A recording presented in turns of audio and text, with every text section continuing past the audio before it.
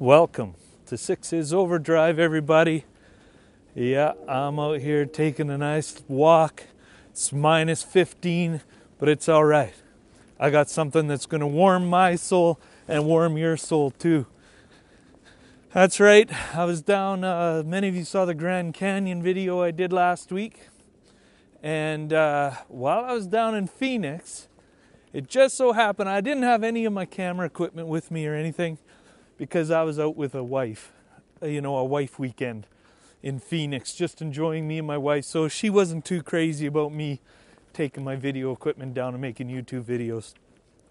However, I got home one night after going out and enjoying downtown city center of Phoenix, and there was a commercial for a motorcycle show on.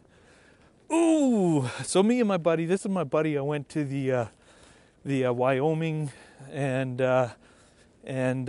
Montana and everything.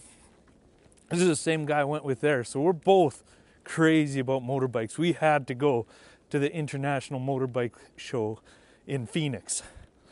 While I was there, I saw an H2R on the platform, Kawasaki's new flagship model. Guys, I'm going to show you some footage of it. All I had was my iPhone. I apologize. Couldn't get you any big super shots with the Sony NEX5R that I'm using right now, one of the best cameras in the world.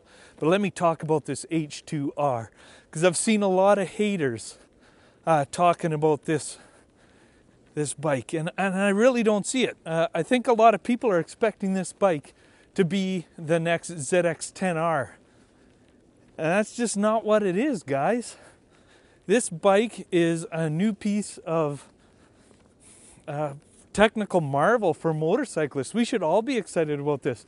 They're cramming a supercharger into this bike. It's taking back the old H2 name from years and years ago. I think it was way back in the 70s. It used to be a two-stroke. Man, it was a cool bike, a 90 horsepower bike that used to run up somewhere in the 170 mile an hour range. This bike could do anything. And so now they're borrowing the name on this new H2. They're using the High River logo. Kawasaki actually has a logo that doesn't just say Kawasaki, and they're putting on this bike. That's how important and revolutionary this bike is. Now, if you're thinking it's supposed to be a track bike, no, it's not. That's still going to be the ZX10. That's still going to be their track bike. This is going to be something new. This is more like a hyper bike. Say like a Hayabusa or the ZX14, and those bikes are a little bit heavy. This is a track day bike. Dry, it's going to be under 500 pounds. So it's going to whistle, guys. 300 horsepower through a supercharger. They're making an H2 version as well.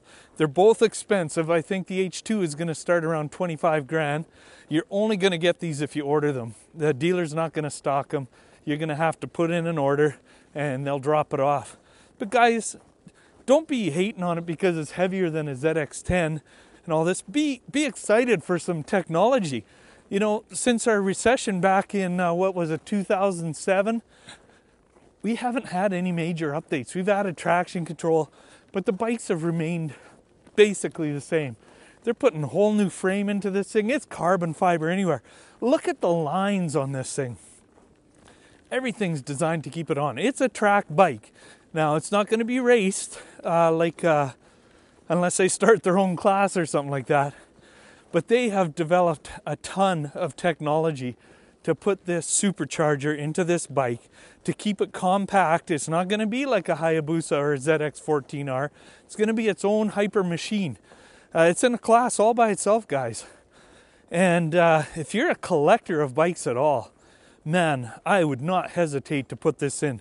A $25,000 bike that can do what this bike can do? Are you kidding me? You guys go out and blow $35,000, $40,000 on a Harley Davidson that has a lot of chrome on it. Anybody can put chrome on anything. I can put chrome on my Ninja. This is technology, guys. This is pushing the boundaries. This bike is truly cool. If you saw it in person like I saw it in person, you'd be excited. Let's face it, Japanese bikes are not always known for their design. And usually, you know, they sometimes push technology, but that's usually meant for other things too. This is like a brand new like Lamborghini or Ferrari that only people can take to a track.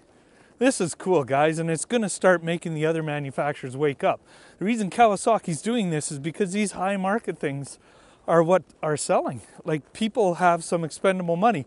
Not me, not guys like you and me, maybe some of you out there. But this is cool stuff. This is like picking up your BBC's Top Gear episode. That's what this bike is going to be. One of those things that just smokes tires and goes. So guys, I'm pretty excited about this. Don't be hating on the new H2. Take a look and tell me what you think. Comment down below and subscribe, because while I was at the show, my next video is going to be on the R1. I'm going to give you some footage of the R1 and the R1M. Pretty cool machines as well.